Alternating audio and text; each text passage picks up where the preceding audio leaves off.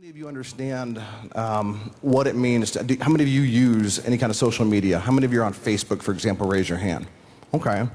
How many of you have a cell phone? Got a cell phone? Raise your hand. Okay. Well, then you understand social media already because you're engaging in it. And it's funny because the church actually has been doing social for 2,000 years. We get this all day long. If you have a group of people connected together, they're based on some sort of affinity. There's an awareness that they have. Something drew them together. And inside these church walls, we're very good at bringing like-minded group of people together to go serve in some capacity in the community and for discipleship and for evangelism. Well, it's not that different with social media. We're actually poised to be better at social media than all of the big Fortune 100 companies because we get community naturally. It's what we do. And as you pastors are doing this, I want to encourage you because one of the things I've seen is that the church for too long has turned its back on technology. We've said, nah, it's not for us. We're gonna hold off on that. That's of the world or whatever. Well, there was this time Jesus was talking to a large crowd. It says about 5,000 men, and if you guess women and children, you're somewhere in the $15,000 to $20,000 range, 20,000 person range. Sorry. And it says he rowed out in a boat onto the water and spoke to them. Now that was not a magic act. How did they hear him? Well, look, he invented physics. So he understood that cold water and warm air and an amphitheater-shaped seating area is going to work just like this. Look, we don't have to have a PA system. It's just really expensive to build a lake. You know what I'm saying? So he already figured it out. And I've often wondered, I was tweeting about this yesterday, when Jesus was there with the woman caught in adultery, which, by the way, they set her up, but while he's sitting there doodling in the ground, what was he drawing? I wonder if it was the names of the other women. I wonder if it was their sins. That's the first PowerPoint. I mean, right there, he's leveraging the very tools of communication all the time. So for us to not do that is silly. Why would we not want to do that? Why is it that the church is 10, 20 years behind in technology? Hello? That's horrible. There was a time when the church led. How many of you have seen pictures of the Sistine Chapel? We led in the world of art. Here's something that's very telling for you. You know that stained glass used to face out? The reason it did is before the illiterate masses could see they could see the story, the gospel story. Somewhere along the line we turned them inward so it would be beautiful for us. What an indictment. What happened? We let the devil go take what he wanted, and he took, and we let it happen. And we still let it happen today, and I don't understand that. It's insane to me. Why would we let the opportunity to go reach the ends of the earth? Technology is going to get there faster than I will ever walk, fly, drive, or get a boat there. We're going to reach more people, yet we're afraid of it? I don't understand that. So I want to demystify, I want to encourage you to say, how do we leverage this tool? How many of you are senior pastors? Raise your hand. I'm going to see your hands. Got quite a few. I guarantee there is someone in your life, in your ministry, who was a lot like I was when I was a teenager and a young man. It may come as a surprise to you, but I was a complete geek. I was the kind of guy who wanted to know why things worked and how it came together. I would have been a very useful instrument of provision for someone to say, will you help me understand this, which I do not understand, but which you do? Will you come alongside and help me? Because that requires humbling ourselves, and that's hard, but what ends up happening is we need to be in a position to leverage those people around us who do know. I remember the reason I use Apple was years ago I had a PC, and my daughter, my youngest, let's see, she was 5 at the time, and she came over and I was doing a review for Apple. I was reviewing the product, trying to figure out and give us some stuff about it for Apple Computer. And she came up and said, Daddy, what you doing? And I said, well, I'm on this computer. She said, can I do it? I said, sure. So I set her down. She asked one question only. Where's the right mouse button? I said, you don't need one. Okay. And then went about her business and figured it out. 5 years old. Do you think maybe we have a young generation who knows a little bit more about technology than some of us? Just a little bit? See, they grew up on a Nintendo. They grew up with MTV. They've seen all this. Nothing surprises them like that. They get it. So why aren't we leveraging their skill set? Why aren't we connecting with those people and having them help us? Social media is real time all the time. It's anytime, anywhere access. It's on your mobile phone, it's on your laptop, it's on your computer, it's even on your television. Social media is everywhere. So what I want to encourage you is, well, how do you tap into that? What would happen if we had interns, teams of people that do what they pay people to do at some of these Fortune 100 companies, which is engage with the audience? For example, Southwest Airlines has a Twitter account, and the lady who's mainly in charge of that has a team working with her, but she just reaches out to the community whenever someone mentions them, so they're constantly doing that. And they actually pay people to do social media because they want to connect with their consumers. Well, why wouldn't we want to connect with the people in our community and in our church that we can minister to? What would happen if we had some of those interns looking for the search terms in our community, what people are saying, what they're talking about, and then we go reach out to them electronically and create a connection? They can do this. We can do this. It requires a mind shift, though. It requires thinking differently about this. I think we're ready to go. My good fellas, let me see. Let me hit this button and we'll see. Is it up on the side screen yet? Nope. Well, I've got it running, so whenever y'all are ready, just let me know. I want us to leverage technology because technology is just a tool. I'm not a technology guy because I like it, I do, but I see the value of it. I want to help you see the value of it. How many of you right now have used text messaging on your cell phone? Raise your hand. Pretty much all of you, okay. You understand that that's real time, anytime, anywhere. All it needs is an internet connection or a Wi-Fi connection or a mobile connection. What would happen if you had an immediate need you need to let your ministry know about? What would happen if I'm in charge of the tech team, which I used to do at a church, like Joe here does, and I needed to let them know about a change? We had someone was out. I could send a text update to a group of people, and they would all know instantly. No phone calls, trying to get a hold of them. Who can be here? Gosh, this is going to happen. What am I going to do? I'm leveraging something because technology is a force multiplier. Here's another thought. It's a ministry multiplier. It helps you do things that you can't do. It scales where people don't. You can only ever hire so many staff, right? I mean, I don't know any church that's like, we just need more help. Well, let's just hire them. That just doesn't happen. You're going to leverage your lay volunteers. Those volunteers need to be doing that. And if you're a volunteer and you're not a pastor in your church, you still have a very important role because you're still leading somebody somewhere. Small groups, for example, are led by mostly volunteers. They just roll up to the staff to let what's going on. Look, I have a belief. I can't really know more than about 50 people really well. It's just not possible. I want to. I love people. I'm a people person, but I can't. And I'm bad with names. So when that person walks up at a conference and they're like, Anthony, it's so great to see you. I'm like, brother, it is great to see you too, because I don't remember your name. Have we met? No, I just follow you on Twitter. Okay, that's great. I want to scale that, but I can't. But by leveraging these tools, I can scale through those small groups. I can know what's going on with the child of a family who's in crisis that I would never personally know, but because a small group leader knows, and then they tell the staff member, and the staff member brings it to the group. We can now help and directly impact that family, that life. That's amazing. But you have to have a process in place. You have to have technology in place to leverage that. Otherwise, you're going to be chasing your tail. And I don't want to see that happen. We good? Almost? Okay, well, I'm going to escape there. All you got to do is push this button here, detect displays. We should be there. Not there? Well, I'll let you work on that. Thank you. It's funny because I was talking last night, Joe Supak was taking me to dinner and we were chatting, and one of the things, it was the Lord was speaking to me some stuff that it would be off the cuff tonight. Today I knew there'd be some off the cuff. I didn't know it'd be all off the cuff. But there's got to be something that we can do. We have to be able to think differently about this. We can't say, well, we're just not a technologically savvy church, or we don't have the budget for that, or I don't have anybody around. Come on. You absolutely do. I want to challenge you because I don't see the exception to the rule in any size church. I don't. If you love people, you will reach people.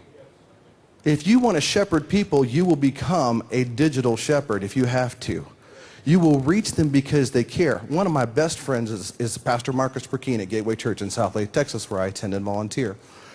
And Marcus, I got to speak to the whole staff about how to do this, some things we should consider for leveraging technology and social media. You know what he said to me? He said, I appreciate all that. I don't have time. I don't have time. I said, really? How many emails you get a day? And he tells me. I said, how many phone calls you get a day? He tells me. How many people do you meet with? Okay, so you make time for that which you have time for. You find it, right? So he found the time. So I said, well, let me help you save time. See, the problem with email is that it's completely impersonal. And most people, this is a fact, they will scan about 2 lines in to see what it's going to say. How many of you, come on, you're guilty of this. I know you are. You scan about 2 lines in, and if there's nothing there, you will skip the rest, get to the end. See anything? No, I'm moving on, delete. That's what we're doing, because people have this tendency to share everything. They share too much in email. Well, let me give you a thought. Twitter is 140 characters. You've got to be succinct and get to the point quickly. That's a time saver.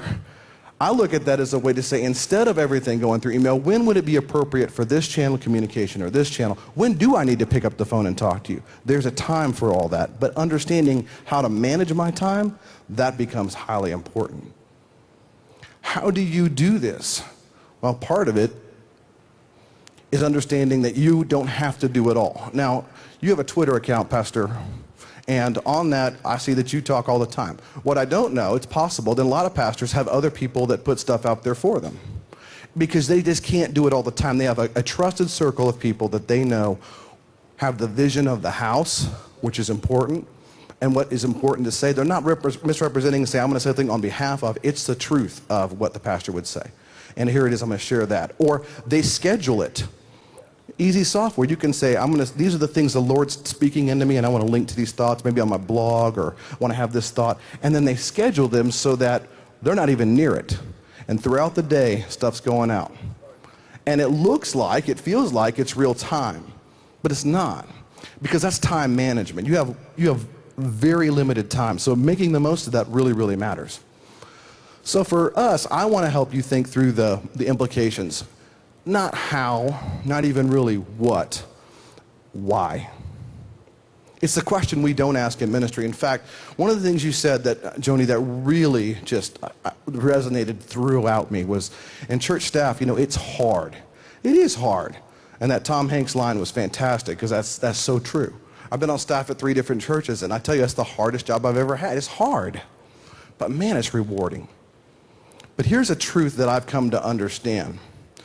We don't always hire people because they're the right fit. We hire them because we have a sympathetic spirit to an issue at the moment.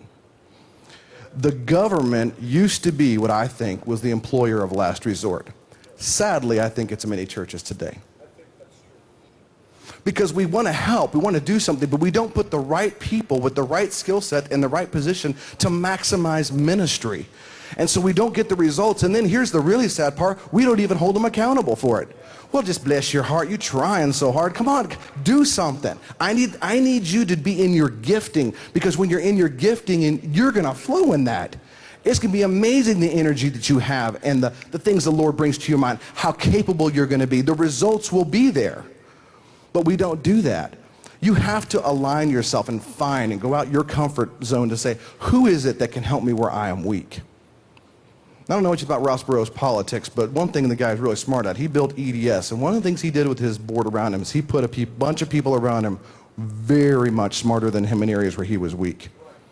That's genius, because I can't do it all. No one can. So you say, well, I'm weak here. I don't really get this, but I know this person does, and I'm going to trust it. Come on in, and we're going to work, and we're going to learn together. Teach me, and I'm going to share with you my heart. How do we leverage that? You have to surround yourself with people who are willing to have the vision of the house and then work in a gifting, and then you hold it accountable. Look, you must inspect what you expect. Yes. Yes. And we don't do that in church. We just think, well, mercy and grace. Well, how about productivity, and excellence. It matters.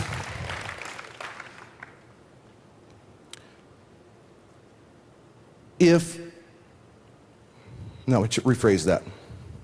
When we get it, when we understand that we can no longer let the world lead and we'll follow. You know what the marketing people call the church market? Late adopters. Right. Laggards. Right. I don't know, I have a king who's ahead of the whole curve. What about you? You know what I'm saying? I don't see why we have to maintain that. What can we do different? How do you go back to your church and do this? What are some practical things? Well, pastors, how do you get people around you that know what you don't know? And will you open yourself and humble yourself up to go, I don't really know this, but I'd love to. Can you help me? You have to be willing to do that. We have to come to a place where we take back that which the world has taken from us. And that includes the arts. I think that includes technology too. There's so much we could do to lead towards righteousness.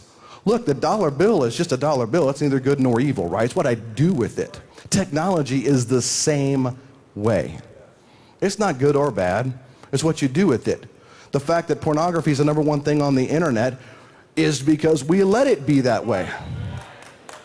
What can we do is take back and say, not just put a brochure up for our church website and say that we're now online and we're doing it. No, that's not sufficient.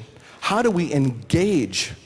See, Jesus in his ministry, I was amazed by this. Always teaching in parables, stories. Well, in our culture, that would be movies and television.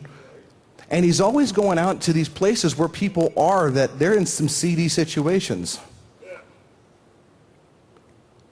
The people he was ticked at the most were the religious, not the people who were blowing it. Right. So what happens? Why don't we do this? Why don't we go and get online and go where they are and go meet them where they're at and say, and there's hope. It's better than this. And then here's how it's better. And not some second-rate version of it, the real deal.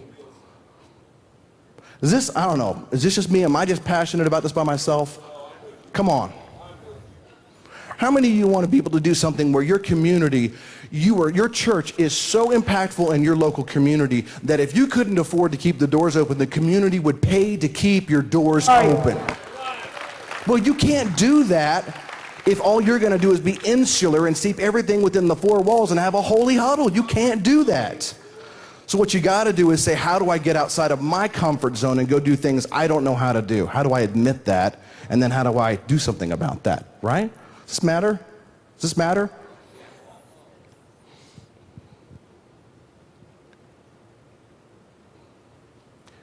What would happen if a church opened its doors 7 days a week? What would happen if we allowed the community to come use our space and we had free Wi-Fi everywhere? What happened if we put a coffee bar, we compete with Starbucks, and we just go, you know what, the coffee's better, it's cheaper, and there's free Wi-Fi, and we have this huge area with couches, everything. We just want you to come. So come to your Bible studies, bring your friends over here. He got kids and out of school, little kids. We've got some play areas. It's all open 7 days a week. What would happen if we became a community church? And not just this campus, but all our campuses. What would happen? Well, how do they know? Well, they're not going to all drive by your building, but they are going to be coming in contact with, they know, at work and through sports and through other things. And guess what? They're going to find out about it on Facebook. And you have a chance to share. Matter of fact, I've got some stats, and I may just go ahead and pull them up and just read them if that's okay. I really appreciate your effort, though. Thank you very much. Okay, let me just pop out of here and go for it. I'm going to read some stats to you, even though you can't see them. Trust me, they're verified. Let me get to that.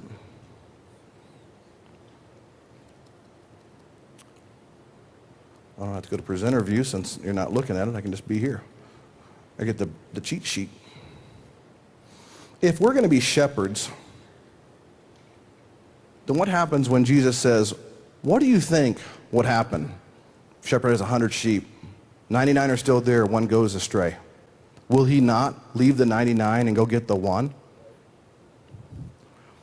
1%. He's willing for the 1%. Okay, here's a sobering thought. 38% of America is on Facebook. That's 38 sheep out of 100. Do you think he's willing to go for those 38? We're willing to go get the one. We'll go down and do the soup kitchen, and we'll help out with this women's shelter, and we'll do this. And those are all good things. Well, we will just give the Heisman right there, stiff arm, to the internet, to what the community, where people are, where they're spending their time. In fact, one of the stats that I saw, I researched, blew me away. And I'm going to read it to you because it was so impactful to me. Here's what it says.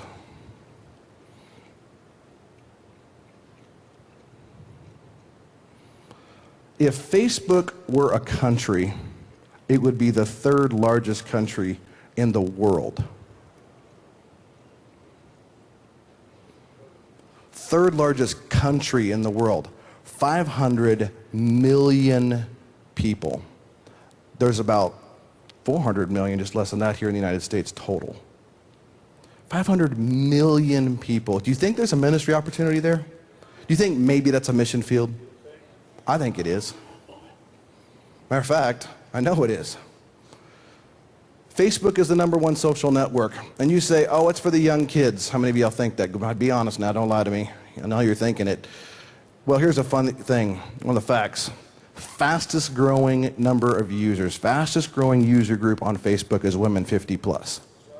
Fastest growing. So it's not just for the kids and it's everybody. And it's amazing the numbers and the way it's growing. In 2007, 3 years ago, there were 30 million people on. Now there's 500 million. I think it has a little bit of a growth curve. Just a little bit. Here's some other thoughts for you.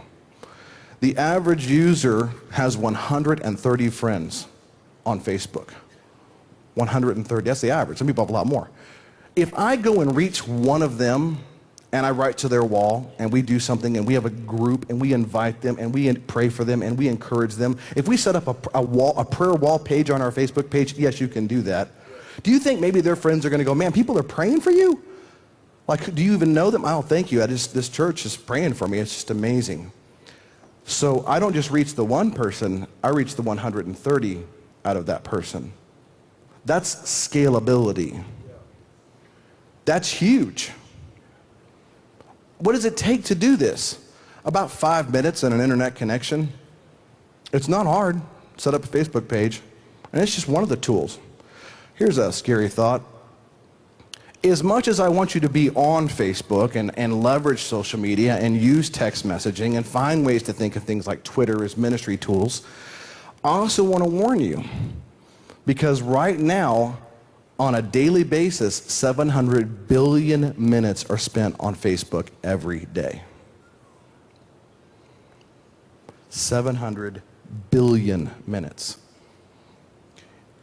Remember I said, my friend Marcus, he said I didn't have time for that, and he was making time for these other things.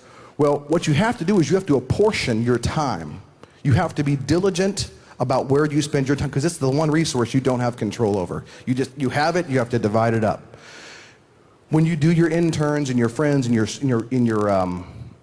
ministries are leveraging these tools online, put a cap on how much. Just like you can't do all that. You will then go neglect the person who is there at the church office who needs prayer right then and there. You can't do it all. It's always about that balance, striking a balance. And you have to put safeguards in, because there is a lot of junk on the internet. But it's not hard. It's just intentionality. Requires intentionality. And I just want you to be considerate of that. Here's some more stuff for you. Facebook is accessed daily. Of the 500 million users, there are 150 million connections from a smartphone or a cell phone. They don't even have to be on the computer to get to it. It's all right there on their phone. I use a smartphone. I use an Evo, and I have little apps that let me keep track of stuff. It's a tool, but it's really a productivity maximizer, because I want to get the most bang for my buck and get the right information to the right people at the right time. That matters. That's good stewardship, by the way. Here's a thought for you. When you put time and effort towards this, you must budget that. You must plan on that. You must think about it. Here's just a thought the Lord gave me years ago. Good stewardship has less to do with how much time or money we save and more to do with how much time or money we don't waste. So how do you maximize that? Where do you put your energies? You only have so many hours in a day. You find what works for your church. You are dead right. We can't go, hey, that worked at Rick Warren's church, and that worked at Andy Stanley's church, or worked at Rod Parsons' church. Great, but what does the Lord have for us? Here's a thought I want you to have. You have a thumb, you have a finger, you have a unique identifier right there, a fingerprint, right? It's just yours. No one else has it. So does your church. See, the Lord's not asking you to be like anybody else. He just wants you to be the very best version of you. And pastors, you better have a strong vision, because without it, people perish. So your ministry needs to be unique. So how you approach Facebook, Twitter, social media, small group management through text messaging or email, how you do that will be entirely dependent on the flow of ministry that God has ordained you to do. But you can take some best practices along the way. There are still some really good ideas, generally speaking, that we can apply across the board, right? Hello? Come on. Look to a couple of examples. Lifechurch.tv is the website of Life Church in Oklahoma. Craig Groeschel's pastor, and I'm friends with Terry Storch, his title is the coolest title in every church I've ever heard. Digerati pastor. I mean, it's just cool. Terry Storch is a very good friend of mine. He was at Fellowship Church in Grapevine before going there. And what they did is they said, we want to resource not just our church, but other churches. And you know what they did? They created an online Bible tool called YouVersion, YouVersion.com. And then they've got mobile apps for it, and you can have any translation and share that information and post to it on your Facebook or your Twitter page and say, this is what the Lord taught me today. Boom. And they're giving it away for free. They have a good Facebook page. Take a look at them. They're taking the very essence of what they're trying to do, their calling, their uniqueness is how to take church online. But they do not neglect the former for the latter. They still believe in assembling together, but they do have an actual internet pastor and a virtual campus and a game. It's a world called Second Life. People get in their little avatars and they walk the little computer character around and they go to places. And this church said, gosh, that looks like a mission field. You know what they did? They went and built a church building, virtual building inside the game. And it's a true story. 2 Easters ago, a gentleman was going around and couldn't believe there's a church in this game, goes in and they got one of their volunteers who's got an avatar, and they talk, they chat. And they invite them to come into the sanctuary. And there on the big screens is the message playing. And the dude hears the Easter message and gets saved, calls his family to the computer, and they get saved. Now that's amazing. That's amazing. See, they had a vision for doing something that the rest of us wouldn't even think about. But since they thought of it, they may have thunk it up, but we can duplicate. We can learn from that. You hear what I'm saying? You need to go find a way to impact it in your perspective, your way. Give you a couple more. Before I say anything else, I want to say about my friend Pastor Marcus. Remember the guy who said, I don't have time? About a month ago, he and I were at lunch together, and he said, well, I'm on Facebook. I said, really? What changed your mind? He just looked down. He looked at me and he said, I love people. He got it. Now, he doesn't spend a ton of time there, but he has a connection. He has the ability to be found and to write on someone's wall and to have them respond. He became more real by becoming virtual. Let me say that again. He became more real by becoming virtual. It scales. It gives him reach he could never have being by himself in his office at the church. It's just not possible. And he's in charge of all of our satellite campus. He's a busy guy. He's making time. Joni, one of the things you talked about is trends and their fads. But I want to share something that I believe is true. Now, check me on this, but I believe it's true. I don't believe social media is a fad. I believe it's a full-on revolution. It's not going away. People have found a new way to do an old thing. There is nothing new under the sun. Let's not kid ourselves. But a new way of doing an old thing has been invented, and it's not going away.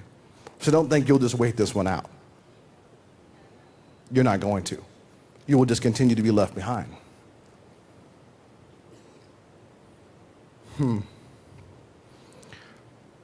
If you, this is what the Lord, one of the things he spoke to me. If you value influence, you will value social media. If you value influence, you will value social media. Jesus said, come, follow me. Now, it's probably a coincidence, but I think it's pretty cool that on Twitter you can hit a follow button.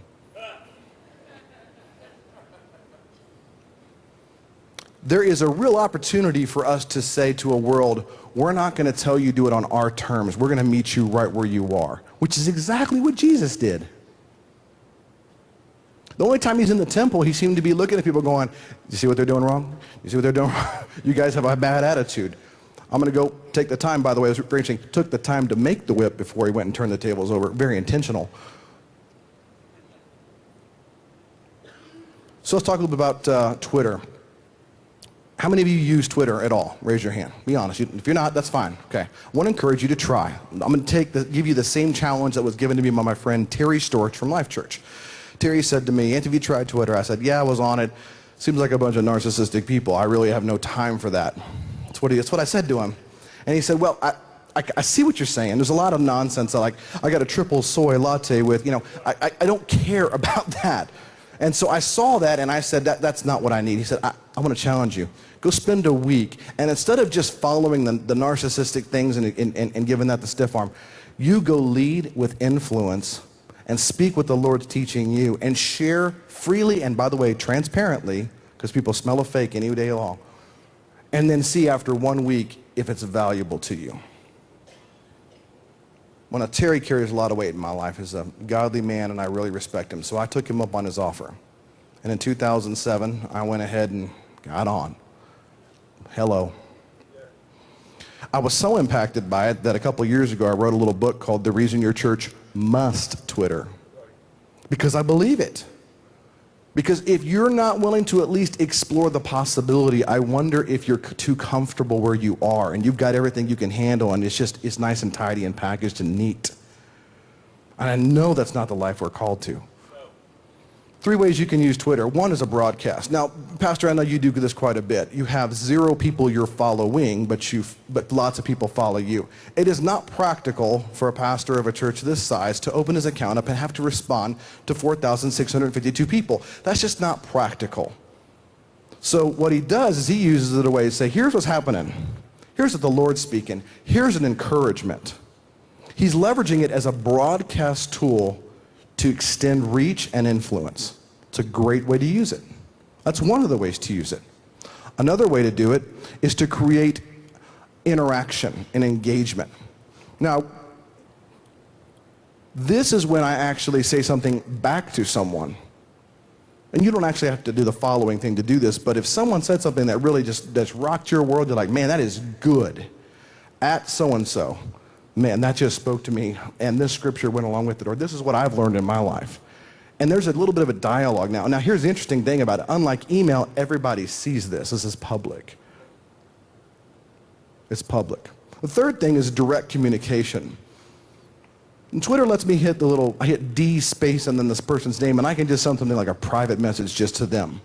I'm not a big fan of this, because if you forget to hit the D, everybody hears it. So it's probably not best for that, but those are the 3 basic ways you can use it. But Twitter is basically text messaging. It says, I'm going to take and share something, and then you're going to get an update on your cell phone as a text message.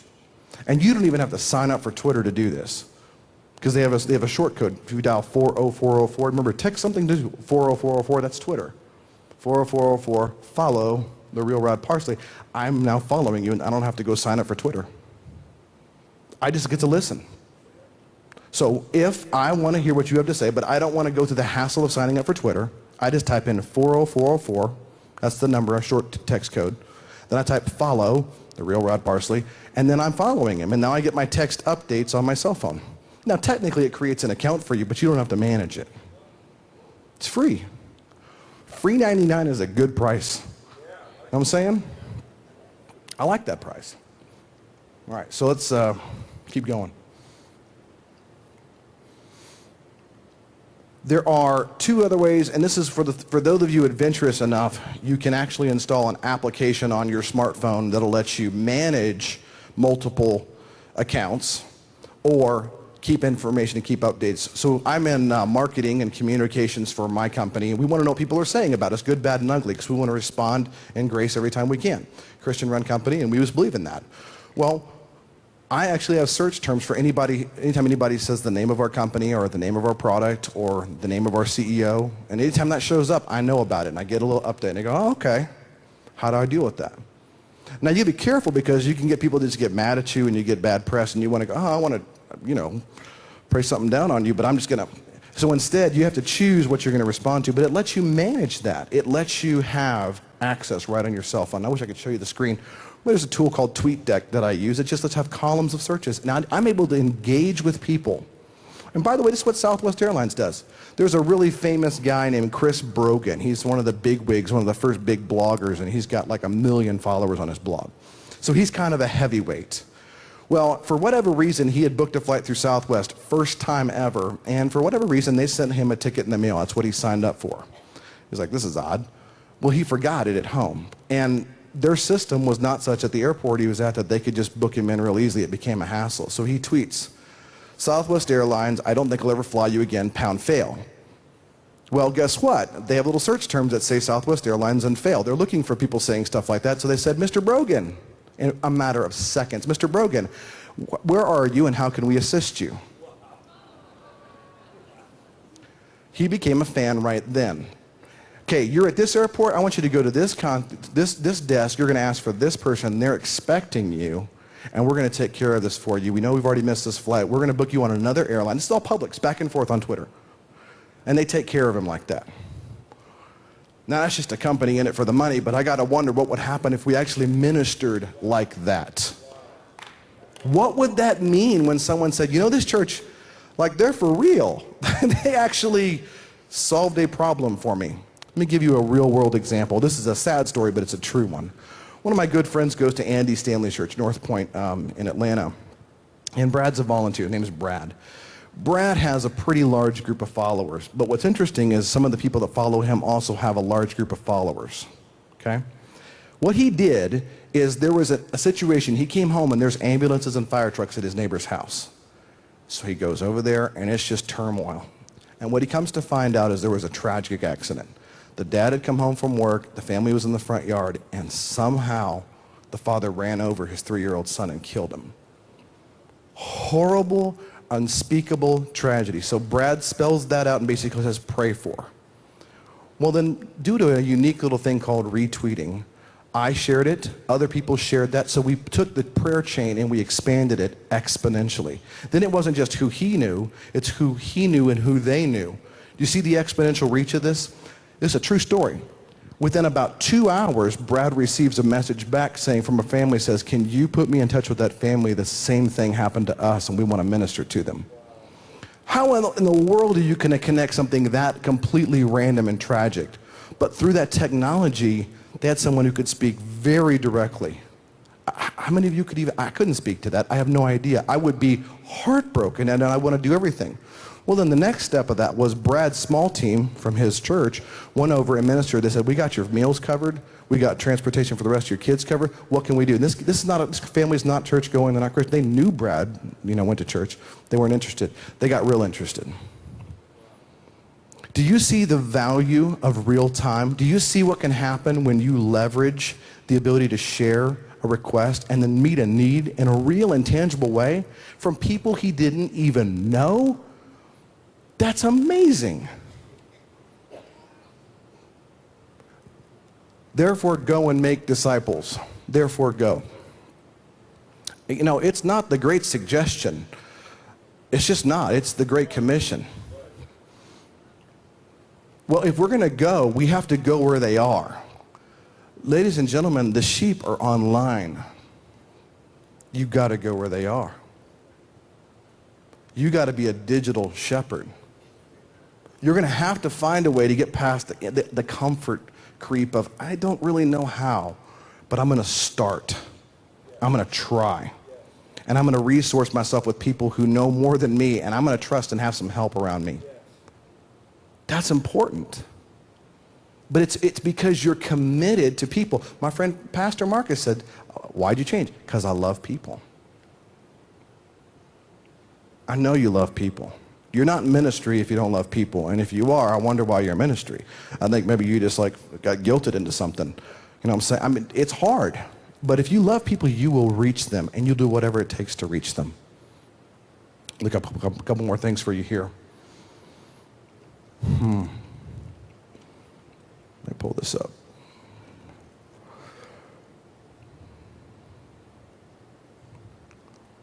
There we go.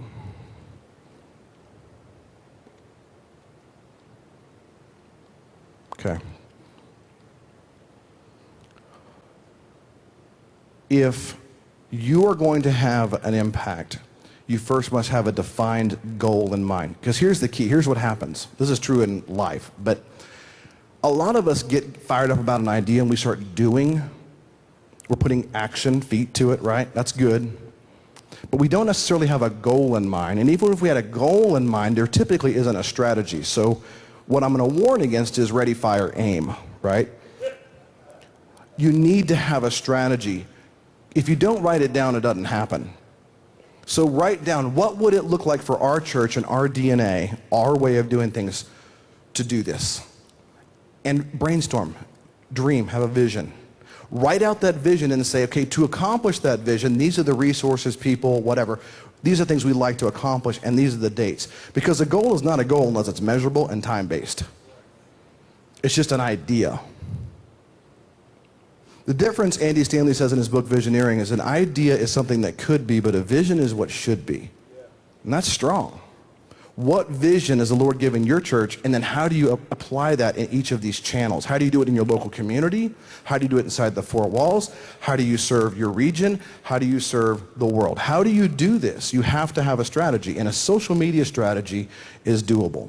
If you want some help, on my website, which is just my name, AnthonyCoppedge.com, and I'm sure we have ways to link to that, there's a free thing on my blog. It's a social media and communication strategy. Insert your church name here. Copy and paste it. Give it away for free, because I know you need a framework. You need to know where to start. You should probably also, by the way, and I know most of you don't, have an email policy. Because you're now entrusted with some pretty private and confidential information. You can have an unspoken, well, we would never do that, but if you don't spell it out, you could be liable. Spell it out. Protect the ministry. Protect your people. That's also on my website for free. I want a resource. My heart is to say, churches, let's go do this because it stinking matters. This really matters. You can't continue doing the old thing the old way and expect different results. That is the very definition of insanity.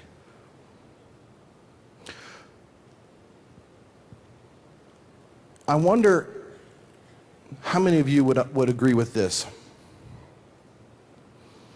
If it is to be, it's up to me. Have you heard that? Well, there is some work and effort I have to do on my part, but if I'm stepping outside of what God's asking me to do, I'm going to go make a mess of this. So what I want to say real quickly is, don't go just try something willy-nilly. You need to be smart about it. You need to take it one step at a time. You can take steps into this. You don't dive into this because you want to be wise. The church needs to take back these things, and we need to start addressing it. We need to do something different. And the way it's been done has not worked. Overall, Barna and Pew Research have pointed out the church is in decline because we're perceived as irrelevant. That's not about a seeker-sensitive model. That has nothing to do with it. That's simply, we're not living a life that is worthy of people going, man, I want some of that. My life is the only Bible some people will ever read. That's true. My words online are the only scripture some people ever read too, which is why I'm real intentional about my thoughts, God's thoughts. My thoughts, God's. There's a cadence to that. And I do go ahead. It's okay to put a scripture verse up there and say this is a script, because the word never returns void. What's a little more useful is, and this is what the Lord said to me about it. I don't know too many preachers who get up and just read the Bible and then go sit down. They're going to prepare something that the Lord has put on their heart and say, take this. Now, I want in this context, in this way, do it this way.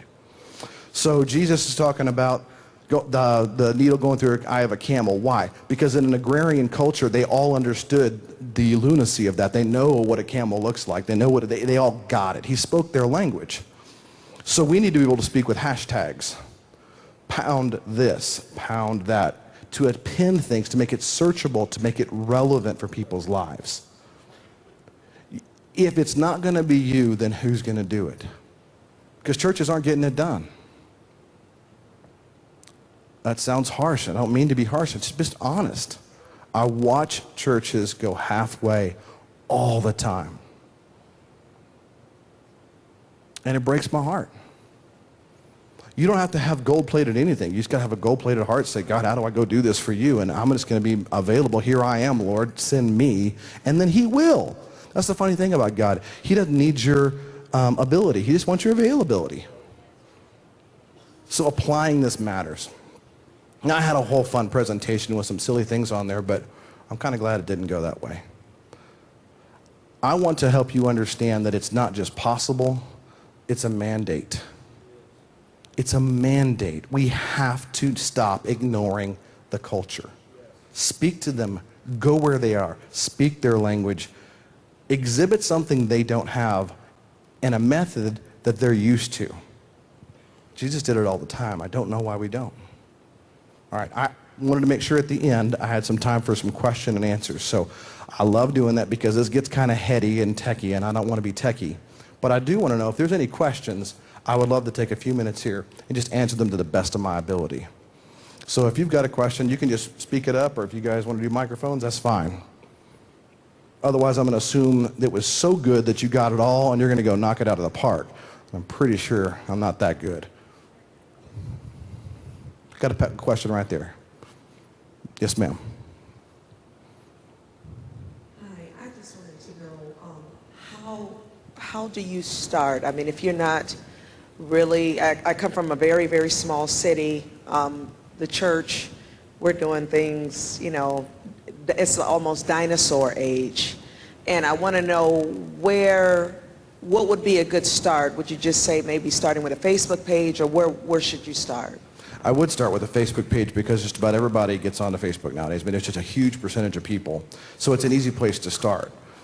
The other piece of that is to ask, who is your audience? Who are you trying to reach? If it's a very rural community, text messages are typically a very good way to reach distances where it's not practical. I don't have to have internet at all. It's just now I just need a cell phone. And so if there's a need, if someone has a need, we can send out a text message to a group who can respond who are in their area. So I would start there, and Twitter's good for that, but you can just use basic text messaging for that. It's a simple application of a technology to reach people in a rural environment. Absolutely, that's a good question. Back here.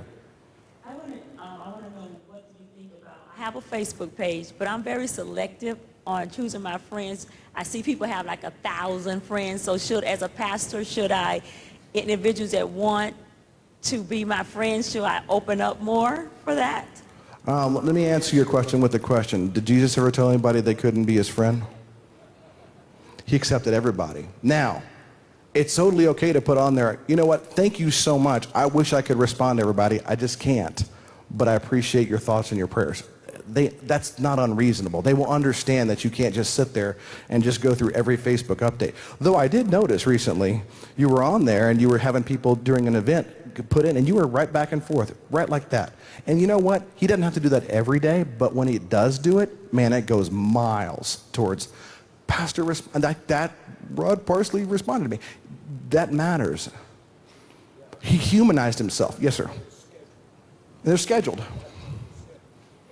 But it humanizes you. Yeah, you're right. Up on the platform, how it is, people want to put people on a platform on a pedestal. That's a very natural human thing. But to humanize them makes them more real and more relatable. That's huge. So I would say, accept everybody in. You just don't have to respond to everything. It's a very good question. Yes, sir. We're in the process of advertising and looking into it and what's the most effective way to do it with Facebook in regards to advertising a school event. This year we've got a lot of drama productions coming up. What's the best way? Can you give me some advice on how to do that and what's effective and what's not? Two things, that's a very good question. Two things about Facebook or Twitter or anything and how you advertise. You create a place for them to go. So if you have a landing page for that, you want to redirect. So the Facebook becomes a point, a jumping off point.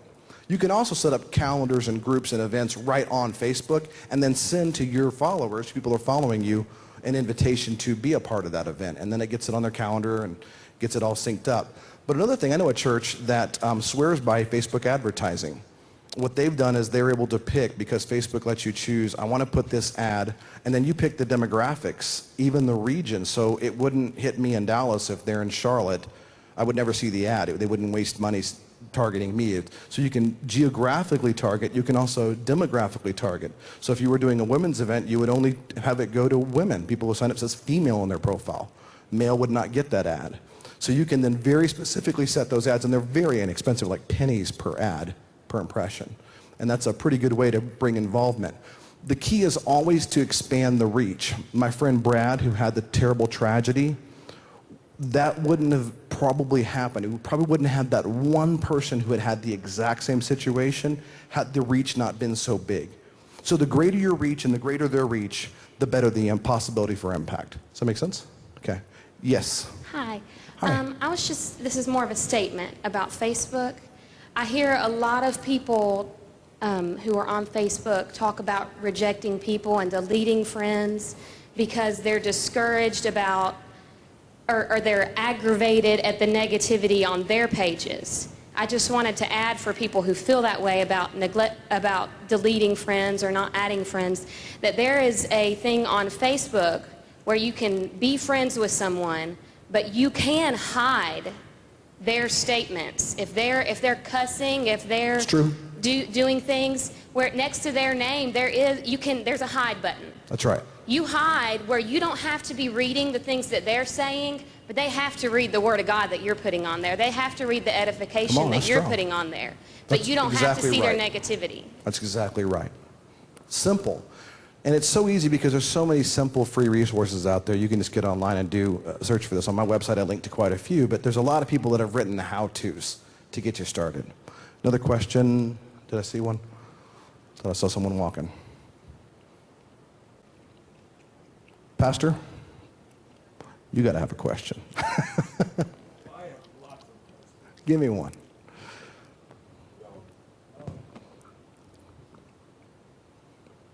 I don't give a preacher a microphone. The question that I have is, how many of you have appreciated what Anthony has shared with you today? How many of you do understand that as Jesus did, we have to go where they are? We have to go where they are. And there are so many resources available. And as Joni said, it goes so quickly that it's hard to keep up. But it's fun trying. It's fun trying. One of the greatest things we ever did as a ministry, and I was reluctant. I had to be drug along, and that's usually not the case, was when we started Facebook and Twitter. And I can tell you that things just began to explode exponentially. The people are there, and buildings like this are becoming more and more and more obsolete. They're not increasing because people are breaking down into smaller groups to identify with, because of what Anthony said at the very beginning. How many people can you really relate to? Right. And so on the internet, on Facebook, on Twitter, it gives us all an ability to break that down. And I had an idea while I was sitting there, and because I'm really stirred up again about evangelism. So I'd like to get something to go viral that gave folks my understanding of eternity, and then gave them an opportunity to make a choice between the two, and then forward that to as many friends as they could, and see how many people I could see born again in X amount of time on the internet. That's what I'd like to do. And that's actually pretty easy. It's actually pretty easy. To speak to that real quick, and then I'll be done. Let me tell you how you would do that, a way to do that. You create a compelling website, maybe a video, a testimony, something where people, you can drive them, you can get the traffic there. And then you have your people who are on Facebook share with their friends who are on Facebook.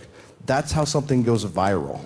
it goes when I go beyond me and I have someone else, and then someone else, and then someone else. The key is always compelling content. Story, story, story. Jesus taught in parables, taught stories because people relate to that. Have something compelling, ask a compelling question, and watch it go like crazy. How many of you have seen the I am second videos? Okay, if you have not seen this, I'm telling you, go look at I am second.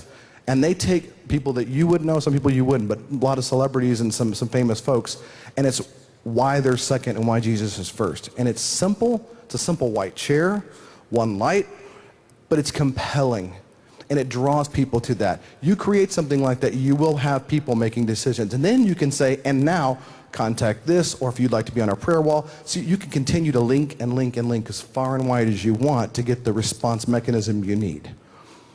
But that's a great idea. I think someone should do that. Thank you so very much. I'm sorry about the technical difficulties, but I appreciate your time.